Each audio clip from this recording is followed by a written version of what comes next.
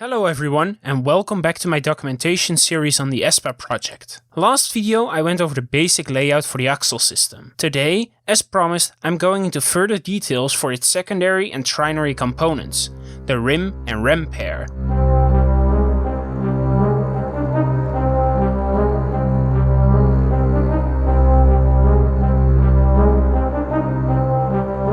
Right off the bat, I'm going to give this pair a name, rather than the Rim Rem pair. So henceforth, these two stars together will be known as the Krell system.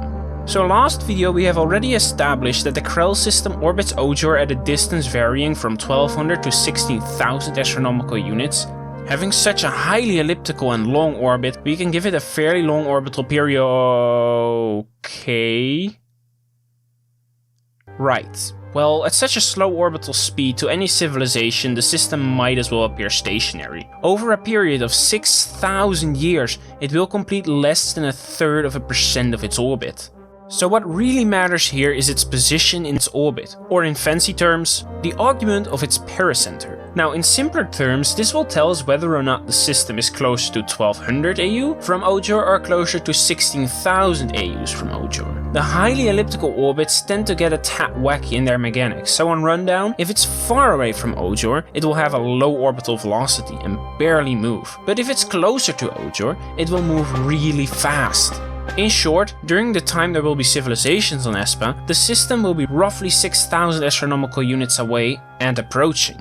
Alright, that's the orbit of the main system checked out. Now onto our stars, Rim and Rem. I want to make them in really close orbit using the real-life binary system EZ Aquarii AC. Having a separation of only 1.4 million kilometers at any time in their orbits makes this system very compact. I'm gonna make Rim the primary component, as in the dominant object of the pair, both in terms of mass and in terms of size. Both stars will also be of spectral class M5. Again, look at EZ Aquarii.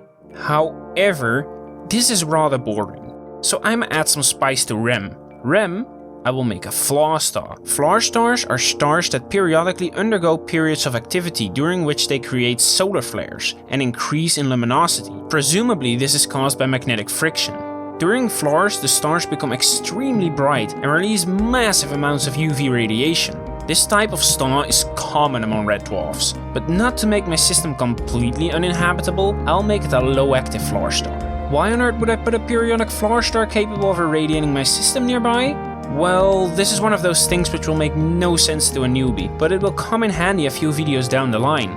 That's a surprise tool that can help us later. So that's it for the stars, but what else orbits here? I'm adding a small circumbinary planet around the stars in close orbit. It doesn't need to be habitable, and it won't be. Let's name it Uram. Uram here is close to the binaries. Only 5.4 million kilometers away from them, it's being scorched. It's tidally locked, and at this distance, its atmosphere is being stripped by the solar winds from the binaries. This makes it possible to makeshift the planet as a Chthonian planet. This is a rare type of planet that's actually a hot Jupiter that's been stripped of its gases. In Uram's case, there's no real telling how long ago this might have happened. A possible scenario is that Krell once had an extensive planetary system, but due to unknown reasons, its gas giant migrated inwards, ejecting the other planets and losing its gases over the millions of years that followed. And there we have it, my orbiting system. For the next video, I'll detail out Ojor, the main star of the system, and Espa's sun. So please let me know in the comments what you think, and you are also welcome to join the Discord and share your own world building projects. I hope to see you again soon in the next video, where I'll continue on with Ojor.